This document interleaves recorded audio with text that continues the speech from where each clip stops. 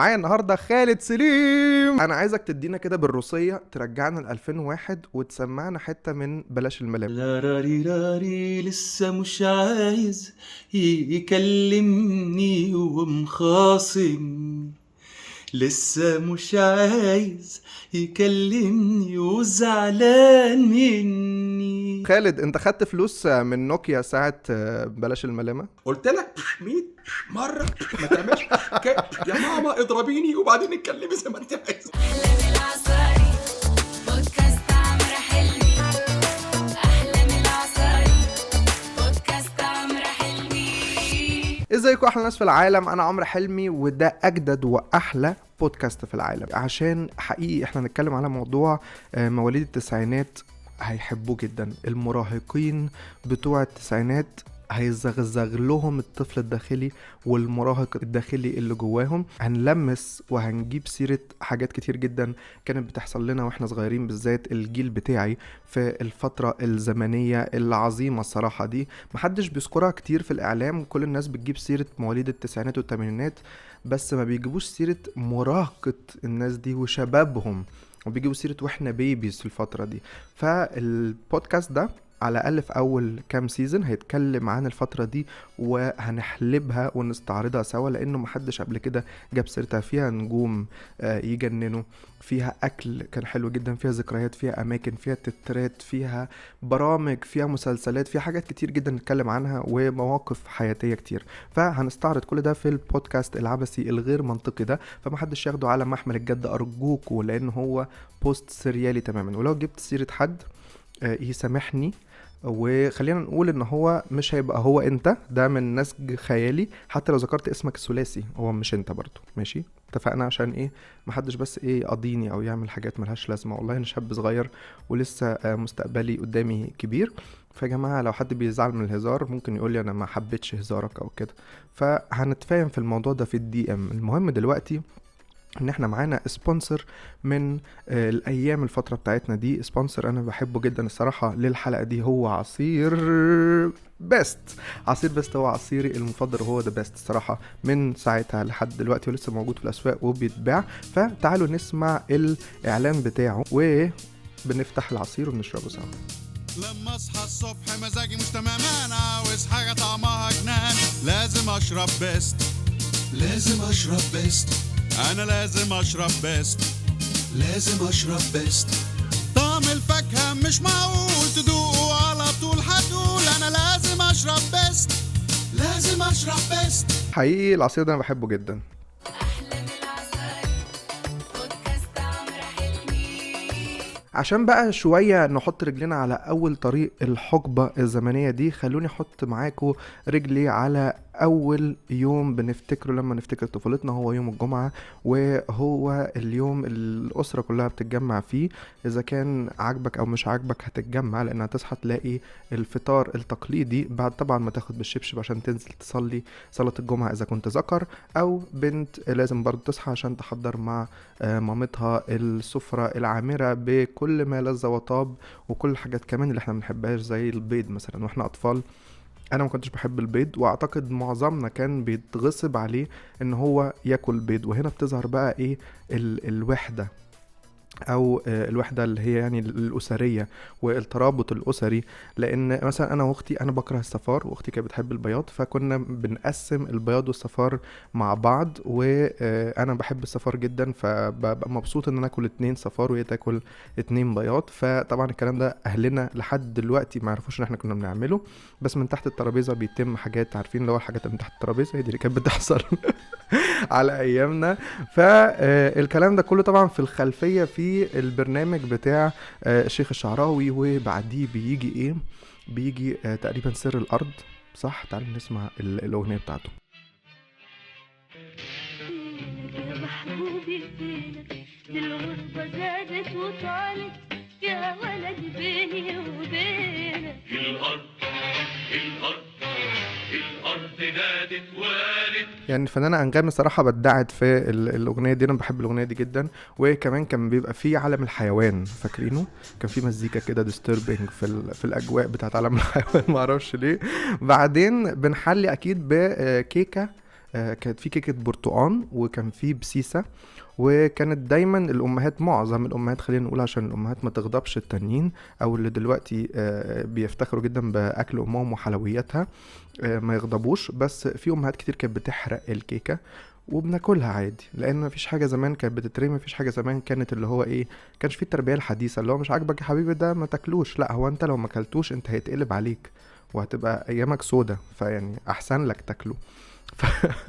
فعشان ما يبص منكو الكيكه انا عندي شويه تبس كده. بس قبل ما اديكوا التبس، فاكرين لما كنا بنلحس البولة اللي بتعمل فيها الكيكة او ايا كان الخليط قبل ما يستوي، كنا بنقعد نلحسه وناكله. طبعا سفينا كمية سالمونيلا غير طبيعية، بس كنا بنحب الطعم ده، واعتقد لحد دلوقتي في ناس بتعمل كده. هو غلط يا جماعة، بلاش نعمل كده، بس هو صراحة كان مسلي جدا واحنا صغيرين، ما كانش عندنا الوعي الكافي ولا نعرف يعني ايه سالمونيلا.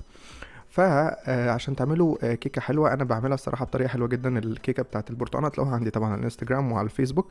بس انا بجيب قطع برتقال بقطعهم هلالات كده اهو رفيع، وبرش السكر بعد ما ادهن زبده في القالب، بعد كده برش السكر، بعد كده بحط هلالات البرتقال دول.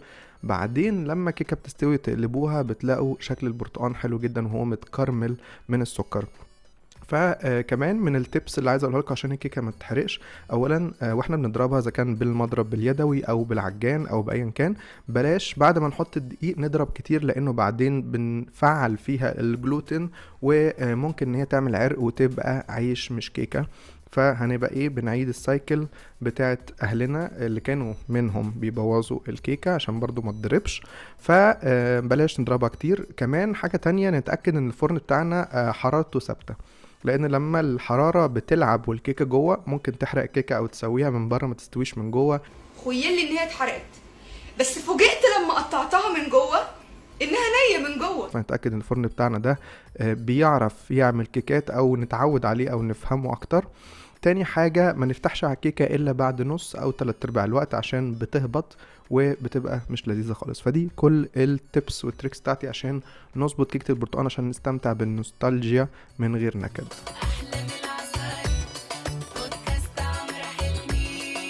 بعد كده بقى بيجي لمة الأسرة على ان هم يتفرجوا على فيلم او مسلسل، وغالبا بيبقى فيلم يوم الجمعة. وفي الفترة اللي انا بتكلم عليها دي كان في فيلم حلو جدا نزل كسر الدنيا بعد السينما، اتعرض في التلفزيون، اسمه كلم ماما في 2003 تقريبا.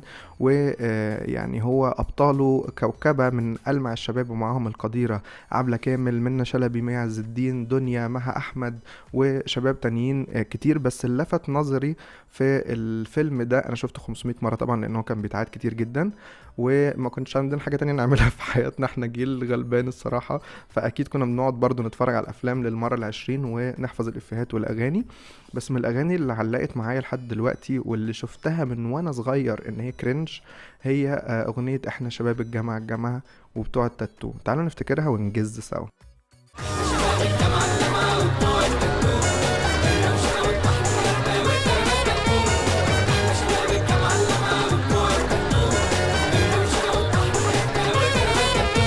وبعد كده ابتدوا ان هم يعلوا ليفل الكرنج، وفي كوبليه اخير يعني، واحكي لكم على حاجه طريفه جدا خدت بالي منها برضو. كوبليه اخير بيقول احنا بتوع شعبولة وليمبي وعمرو دياب وشاكيرا ومش عارف ايه. فالرواشة ليفل الوحش، مش قادر يا جماعه، جسمي اشعر وانا طفل، تخيلوا دلوقتي بقى بيحصل فيها ايه. فاللي خدت بالي منه الصراحه ان المخرج معرفش بقى او المؤلف كانوا مستقصدين الفنانة دنيا ساعتها، حاسس كده، انا مش بجزم بحاجة، بس كلهم ليهم كوبليهات. يعني الفنانة منى شلبي، الفنانة مي عز الدين، الفنانة مها احمد ليهم كوبليهات لوحدهم، ودنيا ملهاش حاجة. وفي الاخر الكوبليه الاخير الرابع غنوا هم الاربعة فيه. مش قادر افهم ليه، يمكن مثلا عشان اسمها مش بيبدأ بحرف الميم زي التلاتة التانيين، ولا ده مجرد استقصاد غير يعني مفهوم. بس برضو عشان انتوا عارفين برضو البنات بيبقى عندها لقطات كده، هو كان باين عليها انها مش مبسوطة، لانها وهي بترقص مع الاربعة ما كانتش حافظة، وكانت بتحرك ايديها كده بطريقة انفعالية كده، يعني باسيف اجريسيف كده، اللي هو لا انا مش فارق معايا خالص، ترقص كده يعني. بجد اعملوا جوجل وشوفوا البتاعة دي، فعشان الموضوع بيضحك بجد. أحلى من العسل بودكاست عمرو حلمي. بعد بقى كل الفقرات دي وبعد ما نخلص كل الاكل اللي المفروض يتاكل في الاجازه، الكلام اللي المفروض يتسمى بدلنا بيه في الاجازه، الحاجات دي كلها، ده في حاله ان احنا قاعدين في البيت طبعا. كل واحد بقى بيتسرسب كده على اوضته وعلى حسب كل واحد بقى واهتماماته. في ناس مثلا كانت بتتسرسب على الاوضه او لما اهلها يناموا، لو شباب شويه تعبان يعني بيفتح القمر الاوروبي. مش كلنا بنعمل كده، ما بقولش كده، مش بعمم، بس في ناس كانت بتعمل كده. في ناس تانية كانت يعني بريئة ولذيذة وبصوت تامر حسني كانت بتتفرج على ميلودي وميلودي تريكس. ميلودي تريكس طبعا كان عليها خالد حمزاوي، هو من اشهر المقدمين البرامج المسابقات. اختلفنا او اتفقنا على خفة دمه، بس هو كان بيعمل مسابقات سهلة جدا، بيكسب الناس دولارات كتير جدا، $100 تقريبا ساعتها، بس $100 ساعتها ما كانش غالي قوي زي دلوقتي. المهم بلاش تيرة الموضوع ده. وكان الصراحة حمزاوي بيعمل مسابقات سهلة بزيادة. كان بيعمل مسابقة بيغمي عينين عادل إمام كده ويقول لك خمنوا مين الفنان ده تكسبوا $100 والحاجات دي. كان في طبعا نكت كتير، وكان بيكلم ناس احنا مش عارفين هم مين في ودنه تقريبا. وكان في ناس يعني ما عندهاش حياة كفاية ان هي بتفضل تبعت له SMS وهو يقراها ويبقوا اصدقاء البرنامج بمجرد SMS حتى مش تليفون. الموضوع كان غريب، بس برضو احنا ما كانش عندنا حاجة نشوفها غير كده بالليل، فاهمين قصدي؟ فانا مش بلومنا ولا بلومه، هو الموضوع كله دايرة، هي دايرة مغلقة. بس الفكرة ان الفنان استغل نجاحه بعد كده ونزل فيلم في السينما. يعني اعتقد انه نزل 4 ثواني واتشال بعديها، بس انا عشان طفل ساقط للكرنج طفل بحب الشيت بوست من نعومة اظافري، قفشت الفيلم ده. والفيلم ده كان اسمه ناشط في حركة عيال. تقريبا محدش اتفرج عليه غيري، وما اعتقدش حد ممكن يكون بإرادته حابب يتفرج على الفيلم ده دلوقتي، الا لو كان هو يعني مسوشي او كده او لا انجابي.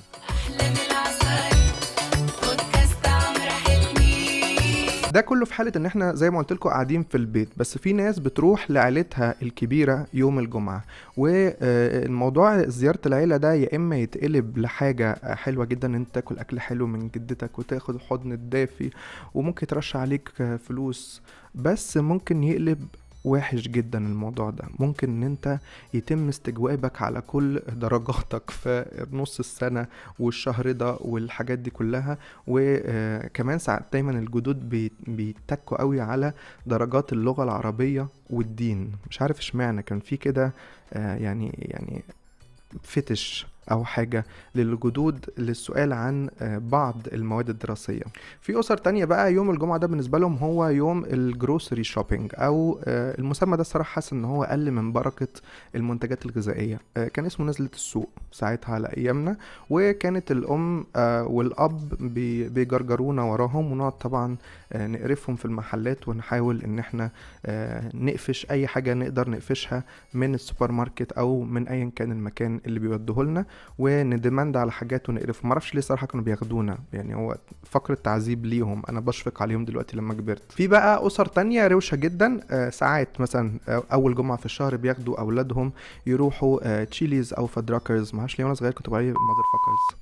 في ناس بقى يعني كانت بتاخد مصروف يوم الجمعة، دول الصراحة انا بحسدهم، لانه اهلي كانوا بيقولوا ايه، ما هو انت معانا يوم الجمعة فانت تاخد مصروف ليه، انت اللي عندي انت عايزه هنجيبه. وده طبعا كلام مش حقيقي، ما كانش بيحصل، مش كل انا عايزه يعني، كان في حاجات برضه عشان ايه اهلي اكيد هيسمعوا.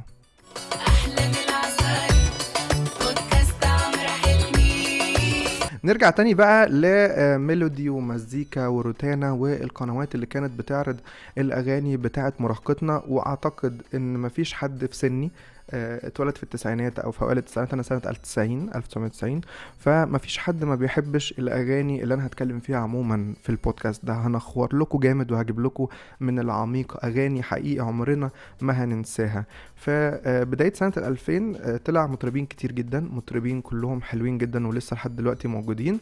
ناس كتير من النقاد الفنيين يعني انتقدوهم نقد لاذع جدا جدا جدا، ودي بطبيعة الحال تخيل دي سنة الحياة، كل حد جديد بيطلع بيعترضوا عليه ومش بيحبوه ومش بيدوله فرصة ومش بيشوفوا اخره فين او هينضج فنيا ازاي. ففي البودكاست ده انا هدافع عن كل نجوم جيلنا شباب، عشان حقيقي ما خدوش حقهم لا في البرامج في التلفزيون ولا اعلاميا. في منهم طبعا بقوا نجوم ولسه موجودين لحد دلوقتي، وفي منهم اللي يعني زهقوا ممكن من الحرب او لقوا اهتمامات تانية.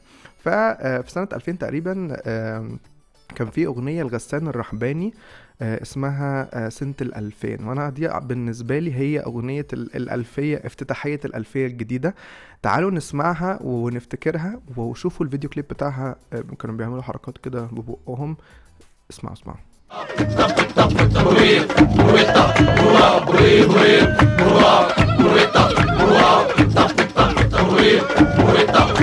صارت سنة 2000 وظبط. فاكرينها؟ اغنيه حلوه جدا والله. ومش فاهم ليه كانوا بيعملوا كده على بقهم الصراحه، لما تشوفوا الفيديو هتعرفوا الموضوع ده.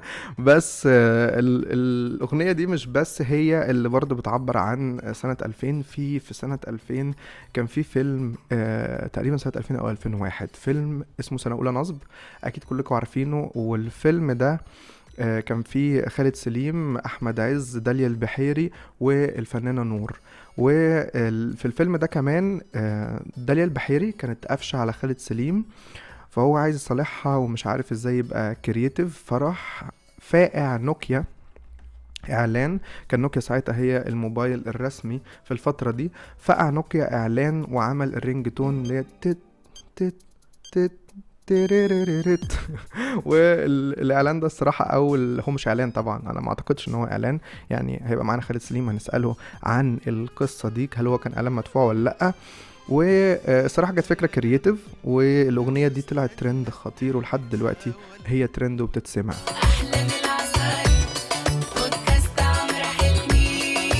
بعد كده قتل فرحتنا وأزبل زهرة شبابنا، أزبل يعني دبلها يعني، زهرة شبابنا الفنان صاحب الصوت الخنين، الصوت الباكي الشاكي، الفنان حمادة هلال. طلع علينا بدايما دموع رائعته، انا بحبها صراحة جدا، يعني اغنية رائعة فعلا. وبعد كده راح داخل علينا تاني بألبوم بخاف.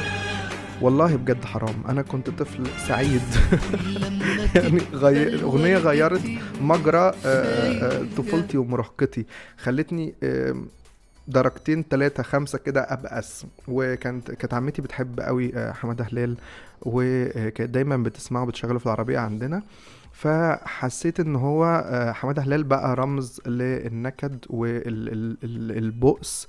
بس بعد كده قرر ان هو يتخلى عن صوته الخنين، وقرر يغني اغاني غريبة الصراحة. يعني هو اتجاه غريب جدا، هو كده يعني ليه بقينا بنغني للاطفال؟ يعني ليه بقينا بنغني الفار الصندوق اللي اكل البندق وانا سبونج بوب؟ ايه اللي حصل يا باشا؟ لو تاخدوا بالكم برضو ان دايما في كل جيل في الصوت الشاكي الباكي. في الجيل اللي قبليه كان الفنان العظيم، فناني المفضل اللي بموت فيه، بس هو طبعا برضو شاكي وباكي، الفنان محمد محي.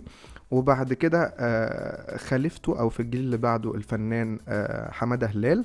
وبعد كده بقى خليفته في الجيل بتاعنا احنا بقى، او اللي هو برضو في فترة متقدمة شوية، شريف مكاوي. ازاي حبتني. برضو احبه جدا جدا، الاغنيه دي كسرت الدنيا. وان شاء الله يبقى معايا في مره في الحلقه في البودكاست ده، ونتكلم عن ليه كان بيصدر كده ايده في وشنا. بس الحمد لله روتانا لحقتنا وابتدت تصدر لنا من لبنان مرطبات للجو كده، بيلطفوا الجو.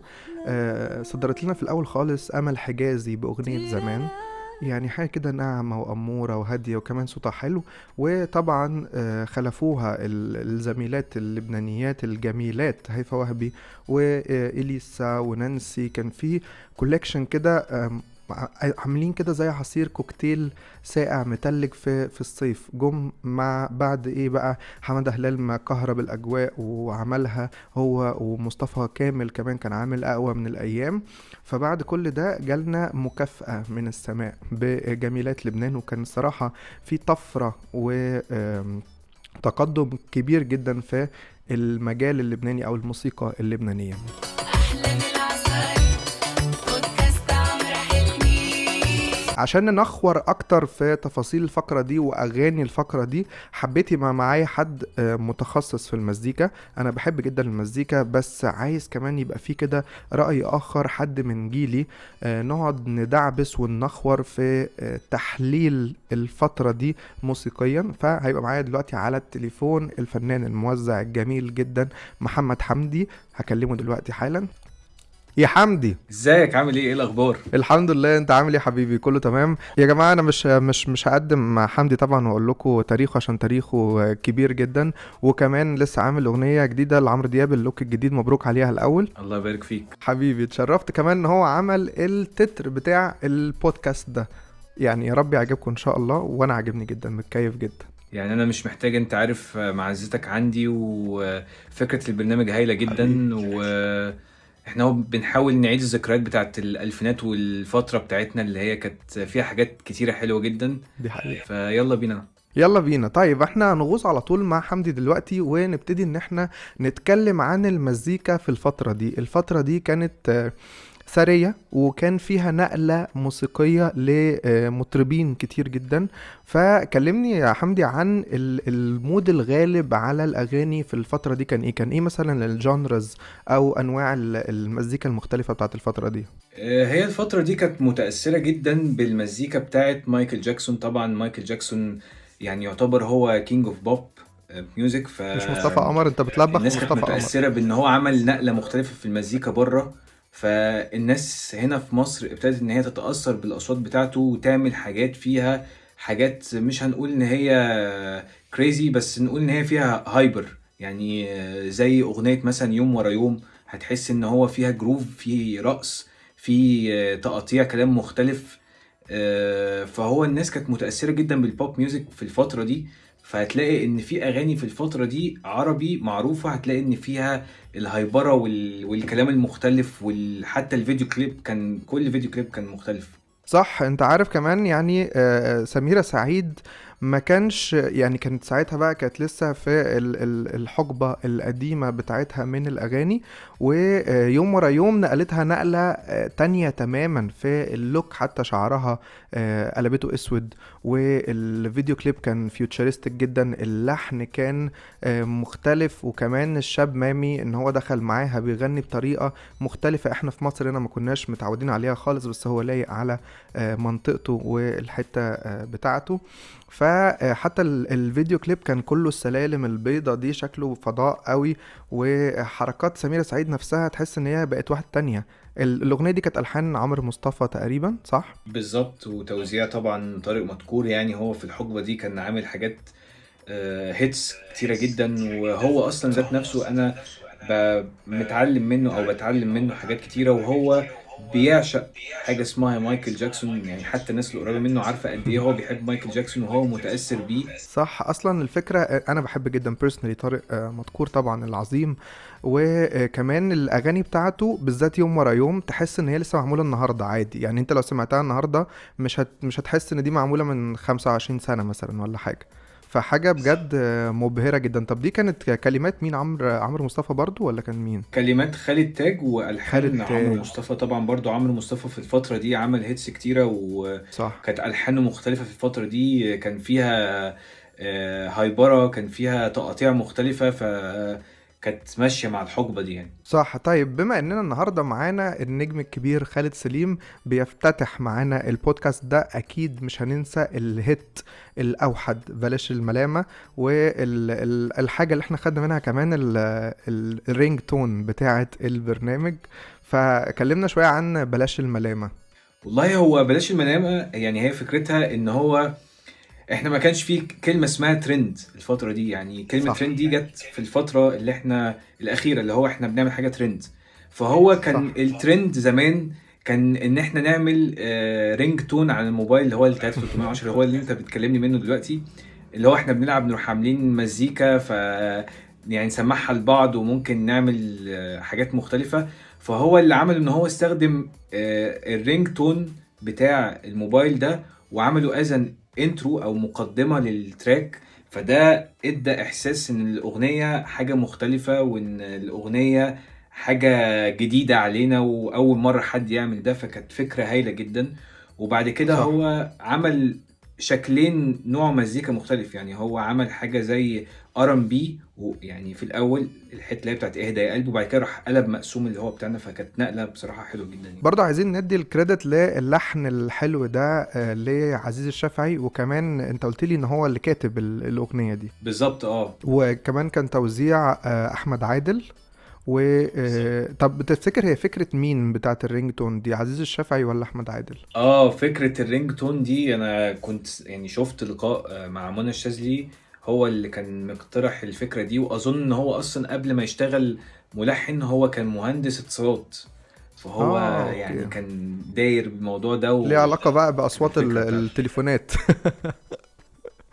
طبعا بنوجه لكل اللي اتذكروا تحية كبيرة من البودكاست ده، ناس كلها شاطرة جدا، ناس عملت حاجات حلوة قوي. في كمان بقى يا حمدي ننتقل لحقبة تانية او بعديها بكام سنة، ظهر شباب كتير صغيرين عملوا اغاني مترقعة، والاغاني دي ما اتاخدتش على محمل الجد قوي، كانوا شايفينها الناس ساعتها اللي هي اغاني تهييس. بس الصراحة لحد دلوقتي احنا فاكرين الاغاني دي وحافظينها، زي مثلا اغنية لون شعرك بتاعت كريم ابو زيد، حبيبي صاحبي، ان شاء الله برضو ينورني في البودكاست ده ونتكلم اكتر عن اغانيه. بتحب ايه لكريم، وشايف الكريم كان بيقدم مزيكا عامله ازاي ساعتها؟ انا كنت شايف ان كريم بيقدم مزيكا مختلفة ساعتها، ولحد دلوقتي انت حتى لو سمعت الكلام يعني كان الكلام مختلف، ولغاية دلوقتي الكلام مختلف، لان هو بيقول كلام دارج في الشارع. بلس ان هو فيديو الكليب بتاع الاغنية لون شعرك انا فاكره لغاية دلوقتي، اللي هو كانت بنت كل شوية بتغير شكلها وهو بيحاول يعني يكلمها، صح. ويحاول ان هو يعني يقرب لها. فكانت فكرة الفيديو كليب حلوة جدا، ونوع المزيكا اللي كان بيعملها في الفترة دي كانت متطورة. يعني كان برضو بيعمل ستايل ميكس ما بين التكنو والمقسوم. صح. انت شايف ان المقسوم بينجح اي اغنيه؟ الناس بتحبه قوي في مصر، صح؟ طبعا لان المقسوم ده يعني يعتبر تراث عندنا، صح. وليه كذا شكل. ففي اغاني كتيرة جدا يعني بدون ذكر اسماء ناجحة وكلها حاجات مقسوم يعني. صح. بس ساعات انا برضو عايز اسالك سؤال يعني بيشغلني دايما، كنت عايز اساله لحد متخصص يا حمدي. ساعات عندنا في الاغاني العربيه بيبقى في اغنيه حزن جدا، الكلام بتاعها كفر، تقطيع شرايين، وتلاقيه المقسوم ورا شغال تك تك. برضو اشرح لنا يعني ايه مقسوم، وقول لنا ليه الموزعين بيلجأوا ان هم يعملوا على الاغاني الحزينه مقسوم. هو المقسوم من زمان جدا، من ايام الاغاني القديمه بتاعت ام كلثوم او عبد الحليم. هو تراث كان بيتعمل زمان في الحزن كانوا بيعملوه بطريقه معينه، في الفرح كانوا بيعملوه بطريقه معينه. فهو كلتشر بتاعتنا، زي مثلا الديسكو بره ده كلتشر عندهم، زي الميتال، فده كلتشر عندنا، وكل فتره بيتطور بطريقه معينه. فان هو بيعمل اغنيه حزن، فهو عايز يوصل لك ان الاغنيه ممكن تكون اغنيه مش حزن، ممكن الاغنيه تبقى فراق، او اغنيه تكون فيها ان انا يعني فهمت ايه اللي حصل بس انا فقت. فاللي هو بيديني احساس او انرجي ان انا عايز افوق، فدي باور. يعني المقسوم ده يعتبر ان هو بيديني باور، بيخليني حتى لو مبسوط هبقى مبسوط، لو انا عايز ابقى اطلع من المود انا مش كويس فيه بيطلعني من المود ده. فهو ده الفكرة بتاعته، لان هو ليه كذا شكل، في مقسوم قاعد، في مقسوم بلدي، في مقسوم فلاحي، فليه حاجات كتيرة جدا يعني.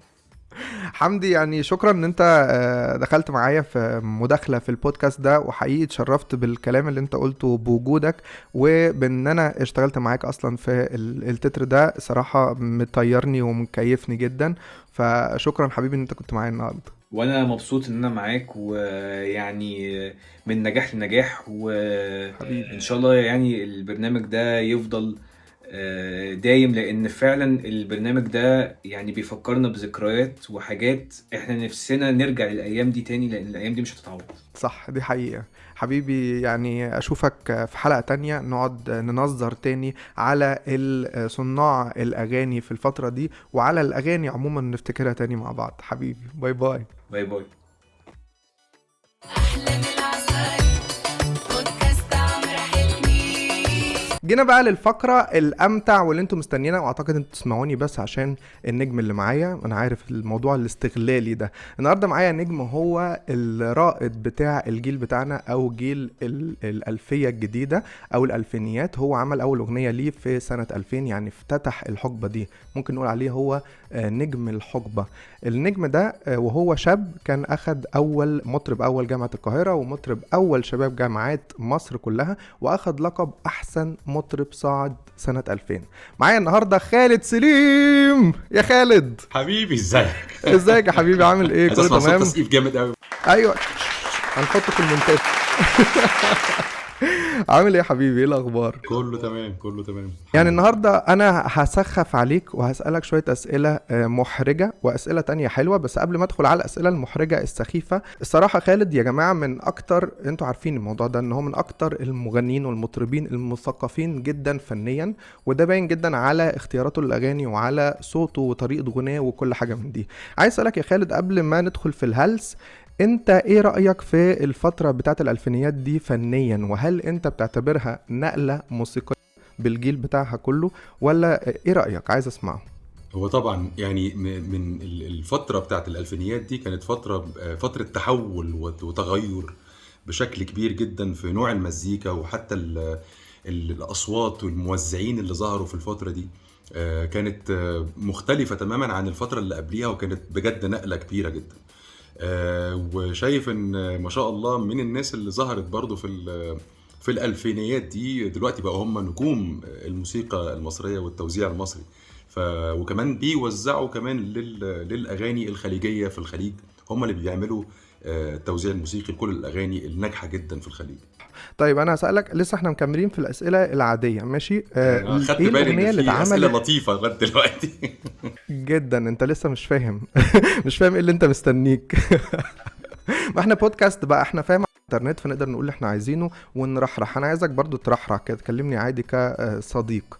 فكمان كنت عايز اسالك لسه في الاسئله كويسه، موضوع ان انت اكيد في اغنيه كده حصلت في الفتره دي كان نفسك انت اللي تغنيها، ممكن تقول ده عادي بصراحه لو حابب يعني. بص، أول ألبوم عمله رامي صبري، ده كان من حبيبي الأولاني. في 4 أو 5 أغاني مالهمش حل، يعني كان فعلا بداية جميلة جدا لرامي، وعمل فعلا بصمة حلوة جدا. ففي طبعا 3-4 أغاني في الألبوم دول كان نفسي إن أنا أغنيهم. والله بص يا جماعة، ده يأكد ان الراجل ده واثق في نفسه وكبير، لان الكلام ده ما يطلعش من حد الا من حد يكون كبير في مكانه. طبعا من وجه تحية الفنان الكبير رامي صبري. وندخل بقى على الأسئلة اللي انتوا مستنيينها. هنتكلم عن سنة أولى نصب. وسنة أولى نصب ده كان البوستر بتاعه عليه 4 مزز، ماشي؟ عدد 1 ممثل ومغني جان اللي هو خالد، عدد 1 ممثل جان اللي هو أحمد عز، وعدد 1 ملكة جمال مصر داليا البحيري، وعدد 1 صاروخ لبناني اللي هي نور. احكي لي يا خالد بقى عن النفسية في الفيلم ده. احنا بيبقى عندنا ممثل واحد بس او ممثلة واحدة بس، مزة بتكهرب اللوكيشن وبتعمل نفسية جحيم. كلمني عن النفسية في الفيلم ده. بص، هتكلم بكل صراحة. الحمد لله يعني علاقتنا ببعض احنا ال4 كانت كويسة جدا. من بداية ما كنا بنعمل مثلا البروفات على بروفة الترابيزة، لما كنا بنبدأ في بداية الموضوع يعني، ففي كيمستري حلوة حصلت ما بيننا احنا ال4. وكان دايما زي ما الفيلم برضو حصل بالظبط، ان خالد كان بيحب داليا، ونور واحمد كان بيحب نور. فاحنا ال4 كل واحد فينا as couples واحنا بنمثل بقينا قريبين جدا من بعض، وبقينا بنحاول ان احنا ندي على قد ما نقدر للكابل بتاعنا. يعني انا وداليا مثلا كان في تحدي فظيع، خلي بالك. الكابل الملونين طبعا احمد عز ونور، وكابل السمر اللي شكلهم يعني عارف اللي هم السمار بتاعنا ده. فالحمد لله كان في يمكن تحدي كده خفي، بس الحمد لله الناس حبتنا احنا الاثنين. ويمكن قصة قصة نور قصة داليا وخالد كانت سرية قوي. ليه؟ لان كان فيها اغاني، فالاغاني دي عملت للكابل ده بوش جامد جدا. ما هو ده بقى اللي انا جاي لك اسالك فيه تاني. يعني احمد عز اكيد هو جان وممثل كبير جدا، فداخل عليه جان جديد يعني طول بعرض كده، وكمان مغني والاغاني بتاعته كانت هيت في الفتره دي، والاغنيه بتاعت الفيلم عملت هيت. هل مثلا احمد عز ما قررش ان هو مثلا يبعت حد يديك بشله او كده؟ ما نفسنش، ما عملش اي حاجه؟ لا عايزين خالص. نسمع الكواليس بتاعت احمد الموضوع ده. صديق جميل وزميل نجاح ايوه، ده واحنا الكلام الاتنين الحلو. ساعدنا بعض. يعني عايز اقول لك كل العناصر اللي انت قلتها دي، ان ملكة جمال مصر وصاروخ لبنان نور والجان احمد والجان والمطرب خالد، كل دول عناصر خلوا الفيلم بجد ينجح، وكلنا نجحنا وكلنا وصلنا للناس بشكل كبير. فكنا متساويين، كل واحد كان واخد فعلا حقه كويس جدا. صح. طيب خالد، نور ولا داليا؟ الاتنين يا عم انت في بحب الاتنين جدا شكلا الفيلم يعني. الاتنين برضه مش قادر اقول لك يعني. مش نور هيديني زي حاجة، القمر مش وداليا زي هيديني القمر. الحقيقة صراحة في يعني عندك الحياة حق. الشخصية والحياة ما بيننا وبين بعض، داليا من أطيب وأجمل الناس، وبنت ناس جدا جدا. صح. واللي شافوها واللي وعرفوها يعرفوا أنا بتكلم في إيه. نور بنت جميلة وفي حالها ومجتهدة وبتشتغل بجد بقلب، وبتعمل مجهود كبير عشان تبني لنفسها اسم بكل احترام. صح، دي حقيقة جدا. طيب احنا برضو بنوجه لهم تحية، ومن الاتنين زي القمر، بنوجه لأحمد عز كمان تحية. بس في الفيلم ده كان بتتكلموا عن مشكلة ساعتها كانت مشهورة جدا، اللي هي المامي ايشوز، او نصب الشباب الصغيرين على السائحات الاجنبيات في شرم الشيخ تقريبا. والموضوع ده كان شائع جدا ساعتها. عشان تحضر للفيلم ده يا خالد، هل قابلت ناس مثلا بيعملوا الموضوع ده، بينصبوا على سائحات اجنبيات عشان تحضر للشخصية؟ لا طبعا، يعني ما كانش في وقت اصلا ان انا اعمل ده. بس طبعا الكتابة كانت موضحة كويس. التجربة نفسها ان احنا نعمل ده، او ان احنا نبتدي في التصوير ده، ادانا شوية يعني زي ما تقول موتيفيشن، اللي هو هنعمل ده ازاي. أيوة. الحاجة التانية، احنا كنا اوريدي هناك، وكنا بنشوف ده واحنا بنصور في الغردقة. فاللي هو اقول له احمد بص يا معلم اللي هناك يقول لي ايه عايز تشقطها؟ لا يا ابني مش عايز اشقطها والله ولا حاجة، بس شوف اللي جنبها هو شقطها اصلا. انت قلت اقول اللي انت عايزه، احنا على النت. بالظبط. لا لا، انا عايزك بص ترحرح خالص. طيب انا هسألك سؤال تاني لولبي كده ثعباني. في الفيلم كان اسمك خالد، وفي الفيلم احمد كان اسمه احمد. هل دي رسالة مبطنة انك انت واحمد بتدوروا على شوجر مامي في الحقيقة؟ يا ابن اللذين، يا ابن اللذين. طب كمل المعلومة. ما هي داليا كان اسمها داليا، ونور كان اسمها نور، فاحنا الأربعة احنا بس كنا أربعة.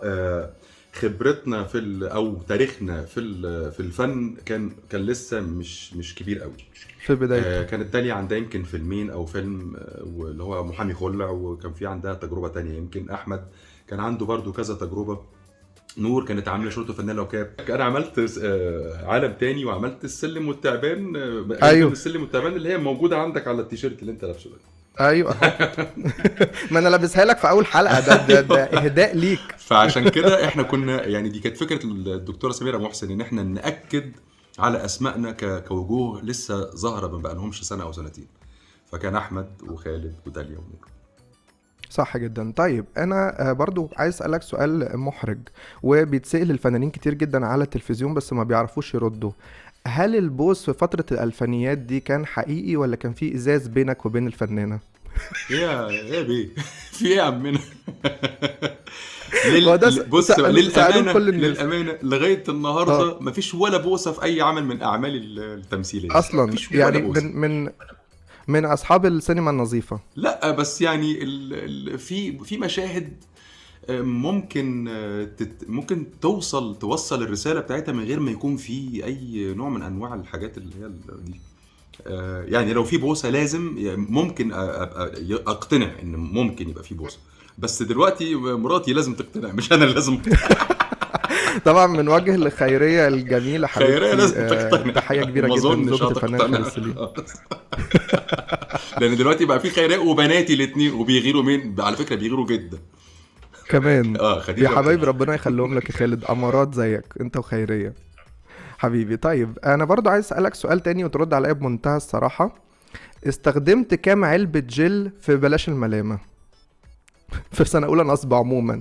يا نهاري، كان كده. انت كنت بتحط بص، جل أنا كنت كتير قوي يا بجيب كده خالد. علبه زي برطمان كبير كده، والله بيبقى زي في مثلا 8 كيلو مثلا نص كيلو جل، وحط يا معلم. احنا الشعر كان الفتره ايه؟ دي يعني والله انا شعري وقع من كتر الجل في الفتره دي. انتوا تحطوا جل واحنا نحط وراكوا جل، اي حاجه تعملوها بنعملها.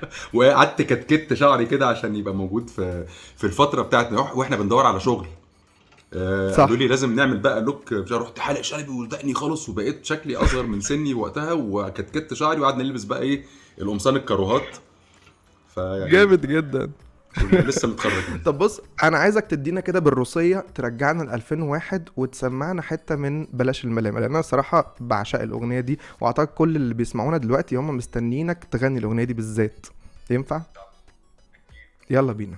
لا راري راري لسه مش عايز يكلمني ومخاصم، لسه مش عايز يكلمني وزعلان مني، زعلان مني.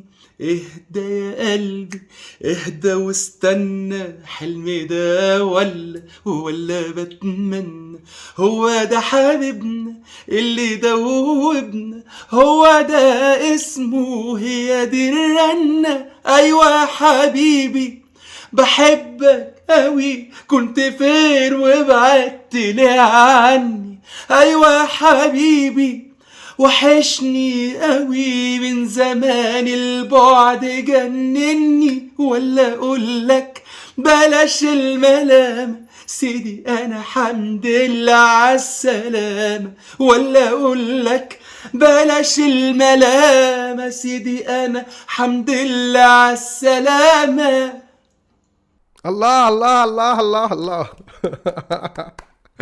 حبيب بجد، يعني مش معقول صوتك وحلاوته. انت من المطربين الفترة دي اللي مطربين مش مغنيين او مؤدين، انت مطرب بكل ما تحمله الكلمة من معنى، لانه طبعا في كل جيل في مطربين وفي مغنيين وفي مؤدين، بس انت من المطربين يعني الكبار جدا في الصوت وفي الاخلاق وفي كل حاجة. وحبيبي ما شاء الله من ساعتها شكلك ما تغيرش، ما شاء الله عليك. مش عارف بتعمل ايه، بس هنسألك في حلقة تانية بتعمل ايه في الموضوع ده. وعنيا اسال دلوقتي لو حابب، يعني الجمهور حبيبنا برضه. بتعمل ايه يا خالد؟ عمرك عملت اي حاجة؟ ضربت حقن بوتوكس او فيلر؟ لا خالص، عمري ما عملت ده الصراحة خالص. باين ان انت مش بالعكس، عارف. ناس كتيرة جدا جدا يمكن من اللي بيشتغلوا في اللي هم ورا الكاميرا بالذات ممكن يقول لي خالد اصل في مش عارف ايه. يا جماعة دي علامة. وراثة، دي موجودة. وقت ما تزيد قوي ومحتاجة انها تقل مش تختفي هعملها، بس الحمد لله لغاية دلوقتي انا مش محتاج ده خالص. في حاجة بس هي اللي اسمها البلازما، ودي ناس كتيرة جدا بتعملها، دي بس طبيعية. بتدي نضارة للوش، بالظبط، انا بعملها، دي طبيعية، ما فيهاش اي حاجة، ما بتغيرش الشكل. هي بتخلي برضو الشعر يعني تحافظ على طبعا. شوية يمكن وقت طبعا. وقت عمر البصيلة او عمر الشعر. بالظبط، والتخانة بتاعتها والكواليتي بتاعتها وكده. طيب انا شكل اسئلتي ما جابتش معاك سكة، فهلعب معاك لعبة اسمها حصل او ما حصلش. هتجاوب بكده، ماشي؟ اوكي. كلها مستوحاة من زمان برضو، من مراهقتنا، ماشي؟ عمرك كلت سندوتش جبنة رومي في البيسين في النادي؟ طبعا كنا بناكل غيره بس بيبقى جواه اللانشون كمان يعني، واللانشون اللي هو بيبقى فيه اللي اسمه ده الزيتون والفلفل، صح؟ طب عمرك عملت بيبي في البيسين؟ زمان قوي، واتضربت علقة موت لان كان باين قوي ان انا كنت بقى مسترخي، كنت بيبي يعني عيل صغير يعني عندي ايوه، لا عادي، 12 كلنا سنة ولا عملناها. حاجة، ومكسل اطلع وقاعد في المية، فالمية بتديك ايحاء ان انت تسيب نفسك خالص، فسبت. والبيسين فجأة بيسخن ولونه بيتغير. في لون اصفر طالع مني كده. لقيت بابا بقى ماسكني من شعري كده. طب عمرك سرقت فلوس من اهلك او قلبت فلوس دروس؟ مش صح، فلوس وأنا دروس، كمان. لا بس مرة كنت عايز بقى وده كان بحسن نية جدا برضو، طفل مش عارف ايه الحاجة بكام، كان في تحت ستور كده زي مكتبة بيبيعوا فيه اللي هم الشخصيات بتاعت كرتون كده كنت بحبه، اسمه أيوة. ثاندر كاتس. ففي كل مرة كان بابا بيجيب لي مثلا كل اسبوع شخصية منهم، أيوة. ففي شخصيه عايز اجيبها، فرحت فاتح شنطه ماما وخدت منها فلوس ونزلت عند الراجل وقلت له انا عايز دي وخدتها لي وطلعت. ماما شايفاني بقى ايه دي جبتها منين؟ ما خدت فلوس من الشنطه. علقه بقى مش عايز طبعا. كده عارف تلطيش. وبعدين في حركه جميله جدا الاهالي كلهم بيعملوها، يعني هي ممكن مثلا تبتدي تمسك حاجه مثلا تضربني بيها، وهي بتضربني بتقطع الجمله كلها. يعني مثلا قلت لك 100 مره ما تعملش يا ماما اضربيني وبعدين اتكلمي زي ما انت عايزه وبعدين خلصي. بس ماما على فكره ودنها موسيقيه، هي بتسنك الضرب لا، مع في الكلام، هي راكبه لا لا لا، البيت. كنا بناكل عنق وبتاخد وقت. يا ماما اخلصي اضربي وبعدين قولي اللي انت عايزاه عشان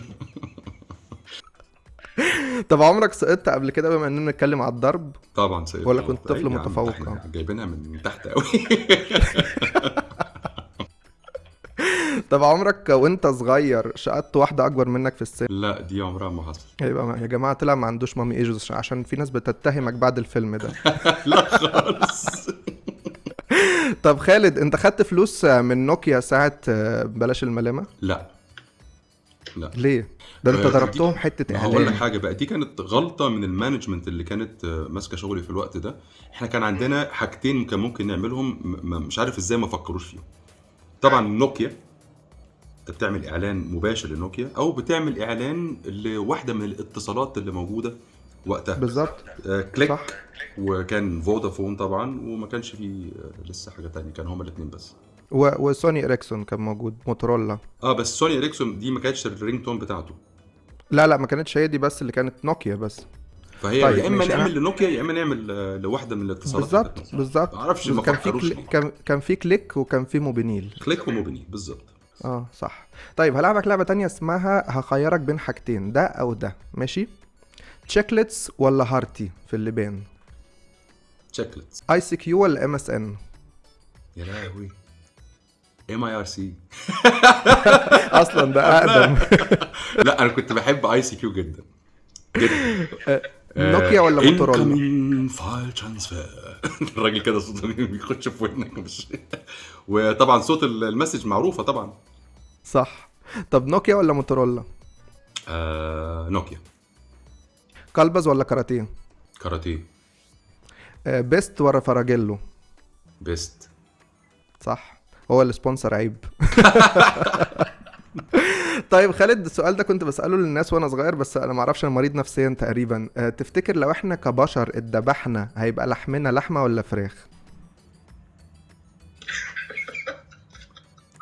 بص هرد عليك رد برضو مريض نفسيا. حسب انت بتاكل فراخ كتير ولا بتاكل لحمه كتير. بالظبط. لحمه بني ادمين. طب انت تفتكر انت لايق عليك تبقى ايه؟ انت ممكن تختار عامه، يعني ممكن تبقى ارنب، ممكن تبقى لحمك يبقى ارانب، سي فود. سلمون. يعني حاجه راقيه كبيره كده. شياكه يا جماعه، ابن ناس قوي يا جماعه. طيب انا خلصت معاك اللعب وهسألك اخر سؤال وهترد عليه رد مش كليشيه. ايه اكتر اغنيه انت بتحبها لنفسك في الفتره دي؟ فتره الالفينات. من غير ما تقول لي دول كلهم ولادي. لا هقول لك في اصل في علامات مهمه جدا في حياتي في الالفينات. لو مش هنتكلم عن اغاني فيلم السلم والتبان لانه كانوا هيتس. 3 اغاني اللي اتعملوا في الفيلم زائد الاغنيه الدويتو اللي عملتها مع نجوان كانوا بجد هيتس، ولا زالوا لغايه دلوقتي عايشين بقوه فظيعه، وبتطلب مني الاغاني دي في كل حفلاتي. كان في تنزل على خد الجميل دمعة والناس ولا شايفة ولا سامعة، سايبينه ليه وحده هيعمل ايه لوحده هيعمل ايه، مغلوب على امره ما فرحش طول عمره، ذنبه ايه الظلم ليه الظلم ليه معرفش ليه.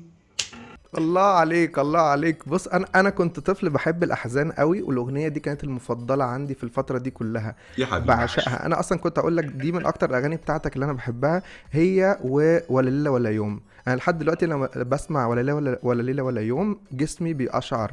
هي واضح ان هي كانت مرتبطه معايا في حاجه ساعتها. مش عارف ليه الاغنيه دي بالذات بتأشعر لي جسمي مع انها مش حزينه، بس هي حزينه طبعا، بس هي مش بحزن خد الجميل، فاهم؟ او بشجن خد الجميل. سؤال اخير جه على بالي دلوقتي، مش محضر له خالص. كان في مشهد في الفيلم بتاعك انت وداليا البحيري اللي بعد سنه اولى نصب، اللي هو اسمه ليالي صح؟ كان يوم حبك.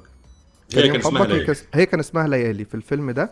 ليالي تقريبا في حته اتقصت في الرقيب، قصها تقريبا لما خرجت من بيتكو كاصحاب ومغطيه نفسها. ايه اللي حصل؟ احنا ما عرفناش في الفيلم. في حاجه اتشالت.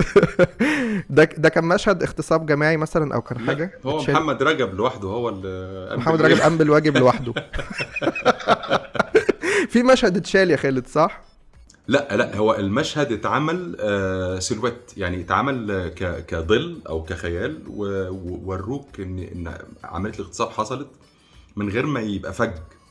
أيوة. وفي نفس الوقت الرموز بقى اللي حصلت بعد كده انها خرجت من الاوضه وماشيه والشال بتاعها بيقع والورده بتقع وبتقرر بقى تشتغل رقاصه. اوكي طيب، والله اختيار يعني عظيم من داليا. برافو يا داليا. والفيلم ده كمان كان حلو قوي يا خالد، حلو جدا زي كل افلامك حبيبي. ومبروك على اغنيتك الجديده مخنوق، اغنيه تجنن، اسمعوها لو انتوا عايزين ايه الفتره الاكتئاب ما بين الفصول. دي اغنيه بصوا على التكه خطيره. خالد انت بجد نورتني النهارده، وبشكرك انك ضيعت وقتك معايا. بالنسبه لي ما كانش تضييع وقت ولا بالنسبه اللي بيسمعونا، وحاولت ان انا اطلع منك الجانب المظلم من شخصيتك، بس انت للاسف جميل ومنور دايما، واتمنى ان انت تفضل منور حاضرنا وكمان مستقبلنا زي ما كنت منور مراهقتنا وطفولتنا. حبيبي يا خالد نورتني. انت الحبيبي، وبشكرك وبجد سعيد بيك، واحسنت جدا جدا. البرنامج ان شاء الله هيبقى من اهم البرامج الفتره اللي جايه. يا رب يا حبيب قلبي، وشكرا ان انت اديتني وقتك ده، وان انت كنت معايا في اول حلقه، واتشرفت جدا بده يا خالد. ربنا يخليك لي يا حبيبي. بيست اوف لك. باي باي حبيبي. باي باي. مع السلامه. باي باي.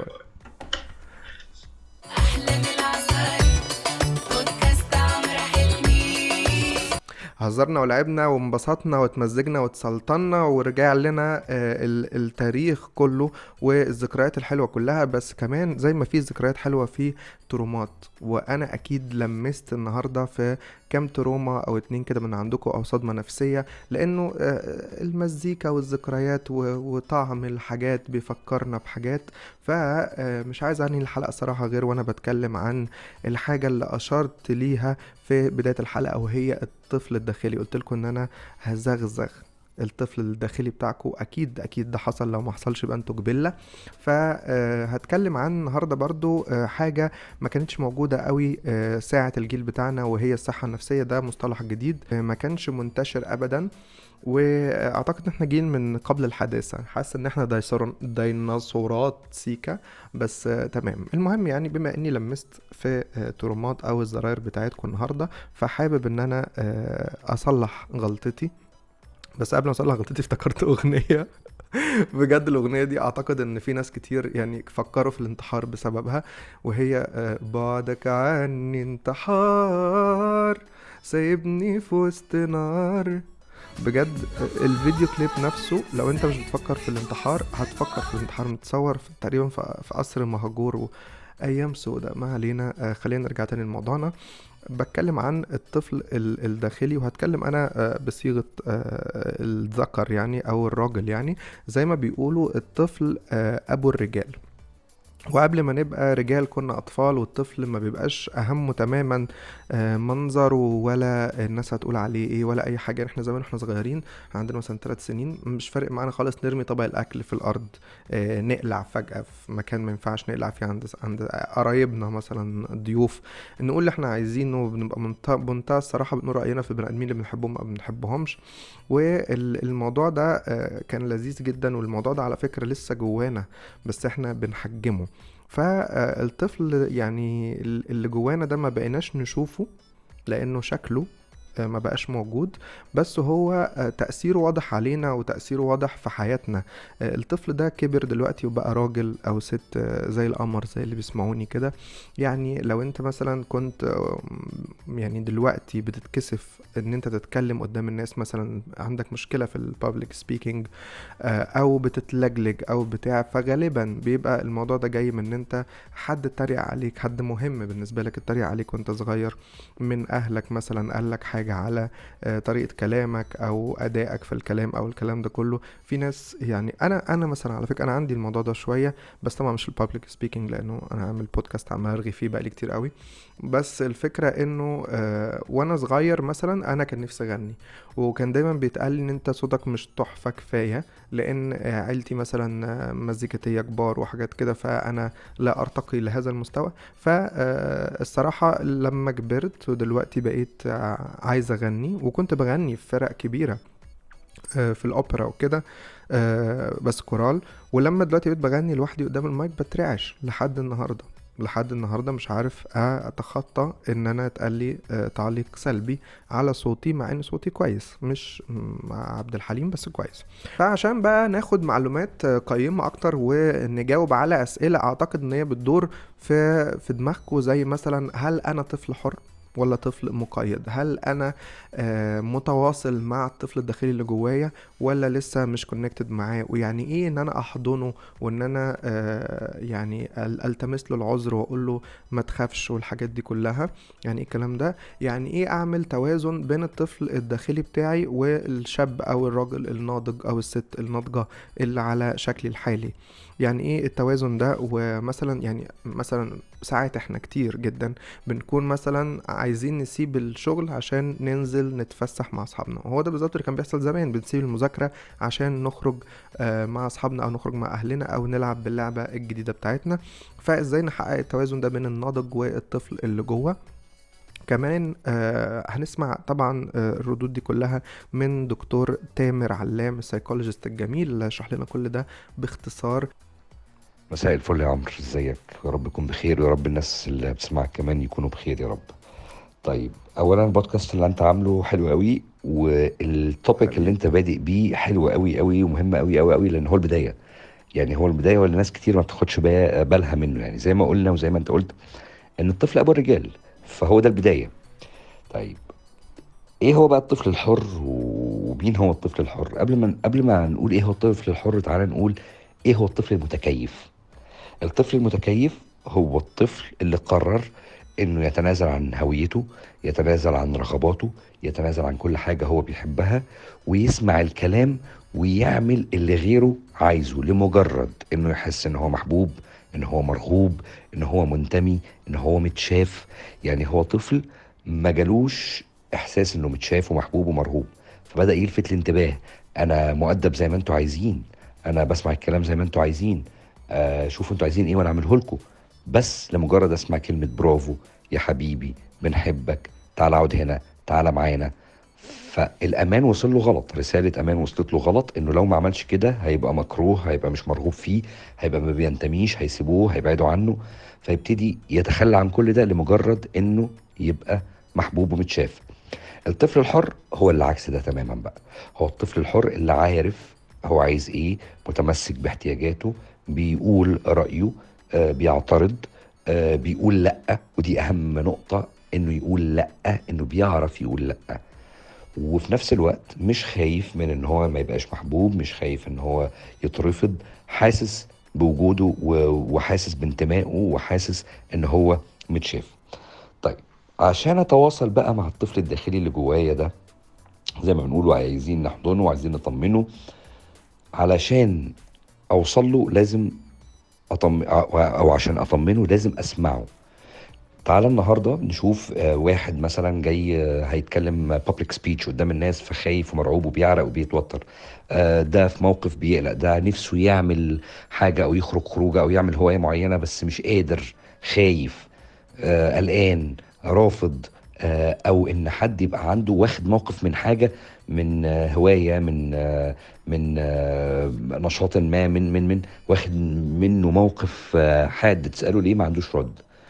فعشان نوصل للطفل الداخلي ده، تعالى نقول له، نسأله انا عايز اعمل كذا بس خايف لحسن، انا نفسي اعمل كذا بس قلقان من، انا مش عايز كذا بس مش قادر اقول لا علشان. وابتدي اسمع، اقول 1 2 3 4 1 2 3 4. اسمع انا قلقان من ايه، انا خايف من ايه، انا عامل حساب ايه، انا شايل هم ايه.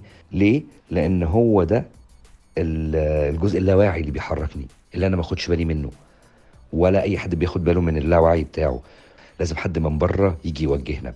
فاحنا بنبتدي نحاول نسمع صوته. انا خايف اعمل كذا عشان قلقان من 1 2 3. طيب هنا بقى انا سمعته، ابتدي اطمنه ازاي واحضنه ازاي؟ خلاص يلا هنعمل، انا بقيت كبير، انا بقيت قادر اقول لا، انا بقيت قادر احمي نفسي. مش قادر بروح متخصص يساعدني في النقطة دي. بس الاهم اني طالما قدرت اسمع صوته ان انا اعمل له اللي هو عايزه. طيب ده مهم ليه؟ لان ده الدرايف بتاعنا، ده اللي بيحركنا، ما ده الجزء اللاواعي، احنا اللاواعي بتاعنا هو اللي بيحركنا. طيب التوازن ما بين الطفل الداخلي والناضج.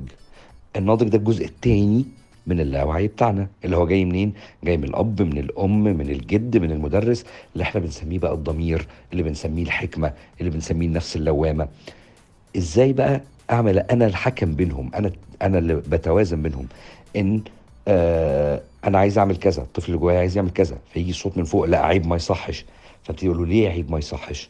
احنا في المكان المناسب، في الوقت المناسب، ما وراناش حاجه، في وسط ناس مناسبين، فاذا انا من حقي ان انا اعيش طفولتي وحريتي هنا، او ان اتبسط بالحاجه دي، او ان انا اعمل كذا.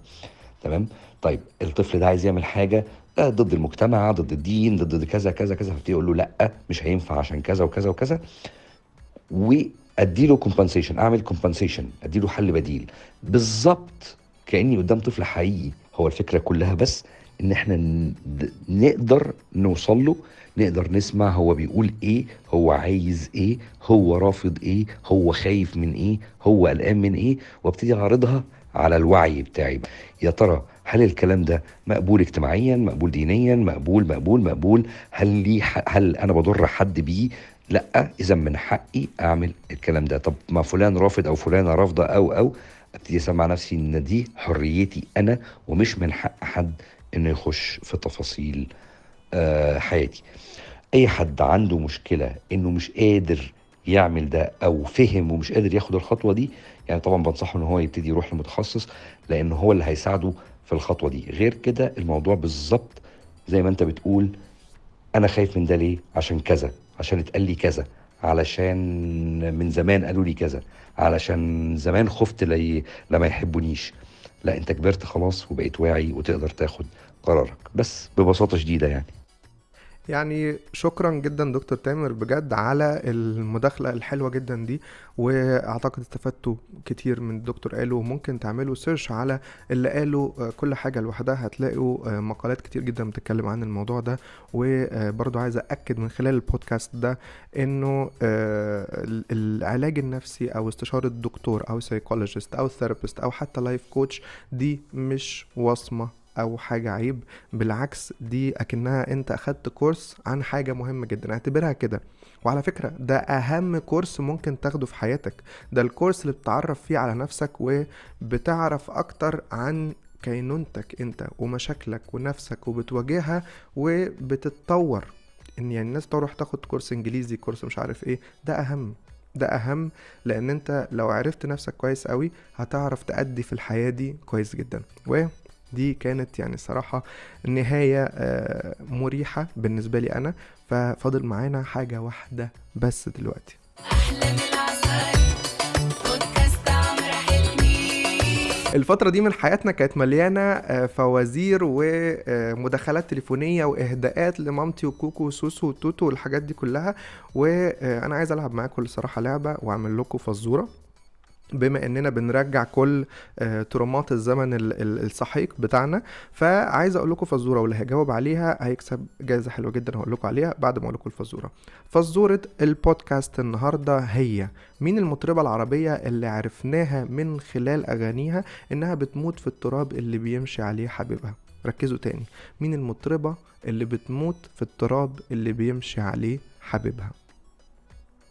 مستني ان انتوا تجاوبوا على الفزورة دي عشان تكسبوا مداخلة هاتفية تقدروا تهزوا فيها وتهروا وتقولوا اللي انتوا عايزينه. عايزين تقولوا اهداء، عايزين تقولوا موقف حصل لكم، عايزين تقولوا مشكلة نفسية بتمروا بيها وتمردونا معاكم فيها، كل ده هيبقى متاح. وكمان هيبقى متاح ان انتوا تكسبوا كرتونة من عصير بيست اللي هو السبونسر بتاع البودكاست ده. ما تنسوش تشجوني بافكاركم لتطوير البودكاست ده.